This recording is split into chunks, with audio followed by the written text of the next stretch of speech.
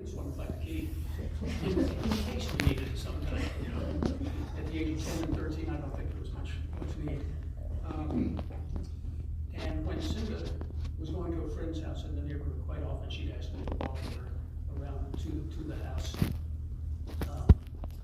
Into teenage years for me, that was something very nice. We got into taking a lot of walks together, and that would prove later on up in the mountains to be very enjoyable.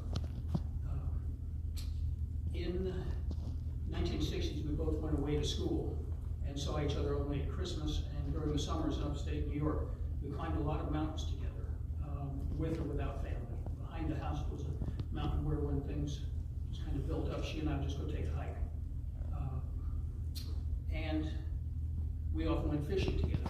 I fished a lot in the brooks that were near the house, and she would ask me if she could come, and I taught her how to use a fly and also how to stick a worm on the fly so that everybody would know that you didn't catch it on the fly. So ego-wise up there in upstate New York, are you a fly fisherman? Of course. And probably the strongest memory I have from her in the Adirondacks goes to tennis. We played in the mixed doubles tournament at the Ausable Club, and we were in the finals. And as he's already been told, Cinda had a heck of a forehand, and she wound up and hit one down the line over the net and hit the jaw of the woman on the other side. And we won the tournament by default. Cinda was, I didn't want to win that way, you know, so. And then in 1967, we attended our mother's funeral together. Came from school. In 1968, I went away to school at the University of Louisville, Kentucky, and returned only for Christmases because during the summers I'd be working. And I told my dad that I would be, upon graduating, I told my dad that I'd be returning to Louisville because I felt very comfortable there. And so I saw them sporadically after that. Occasionally I would bring my wife Kathy up to King Valley or Washington, depending, and see a little bit of that. And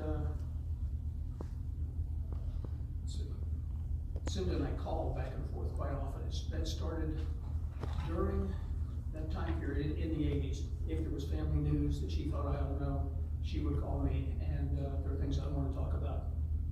I would call her about every 3 weeks. We were in touch on the phone. So I've known her longer. I knew her longer on the phone really than I did face to face. But we knew each other well enough to know what the other person was thinking. And we spent a good deal of time, both of us, when not talking with each other, thinking about the things that we wanted to say the next week or 2 or 3 weeks later. And she often wanted to hear about what Kathy and I had been doing and how our kids were. So then, about 6 months before she died, as we were saying goodbye, I one time added to the conversation the words, "God be with you." And after about 3 calls, she started making sure to say it to me before I said it first. And I just like to say, "Cinda, God be with you."